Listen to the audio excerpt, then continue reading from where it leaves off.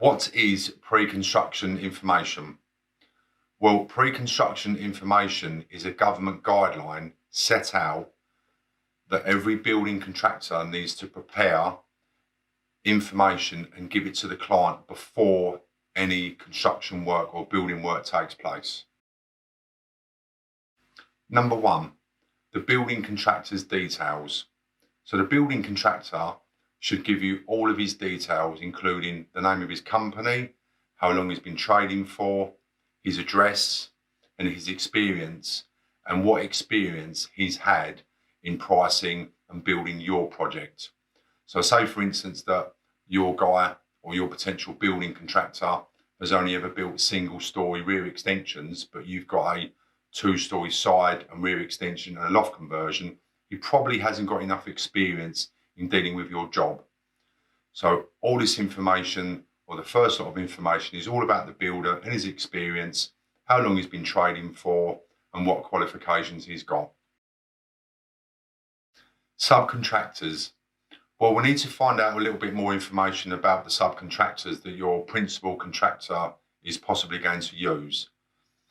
One question we like to know is what percentage of your job will your principal contractor be subbing out? So what we like is an answer that your principal contractor will be actually working himself about 80% and he'll be subcontracting out only 20% of your job, which means that your building contractor will be hands-on on your job most of the time. Also, what we need to find out is if there's a problem with any of the work that's been subcontracted out, where do we claim, or where do you claim from, the subcontractor or the principal contractor?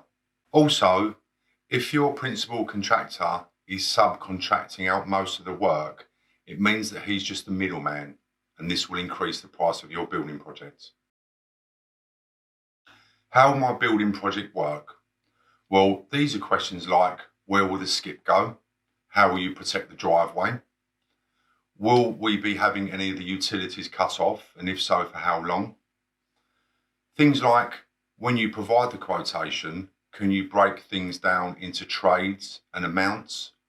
So if the plumbing comes to 5,000, we need to know. If the electrics come to 10, we need to know. We want all these figures broken down.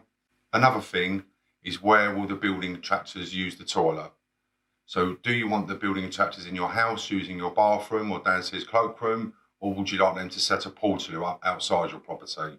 Also, it's things like, when you come to remove the kitchen, how will we cook and clean while you're carrying out the building works?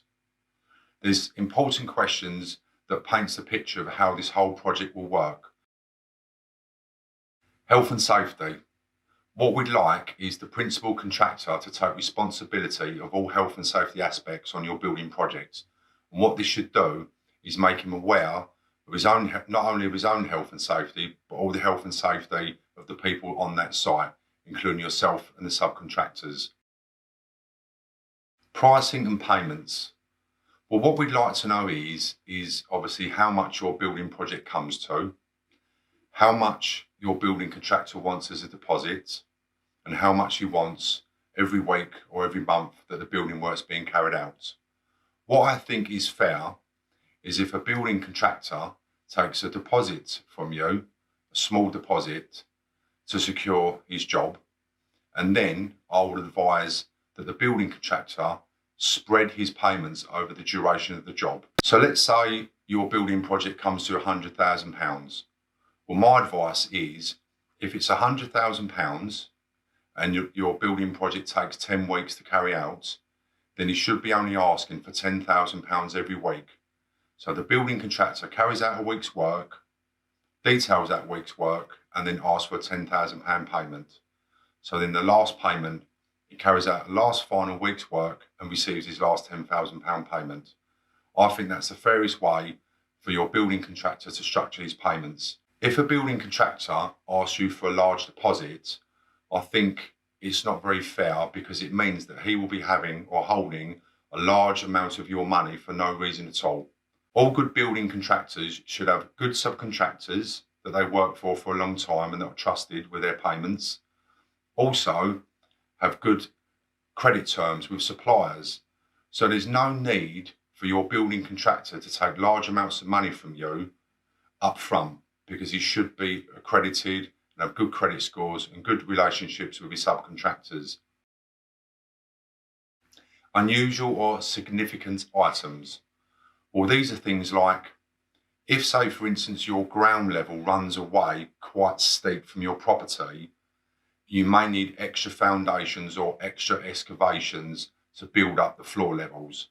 So it's quite unusual, so this needs to be discussed because it could cause price increases. Also, things like building up against boundary lines on different ground levels, because it's significant in the fact that it could increase costs. Bifold doors are very expensive, and sometimes they're unusual in their shape or design that cost large amounts of money. So anything unusual or significant that forms a part of your building project should be discussed in more detail.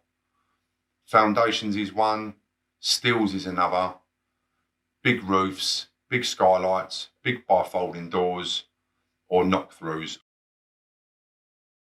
Basically, all these questions form part of the pre-construction information and must be answered by your building contractor. I've only given you a few questions as in some examples of the things that you need to know the answers to before you start your building project. There's still a whole more load of questions that you need to know before you employ a building contractor for your building project. Hi, my name is Terry Wilson from Wilson Architectural Building Designs. If you found my videos interesting, please like and subscribe on the links below for any further updated construction advice videos. Good luck.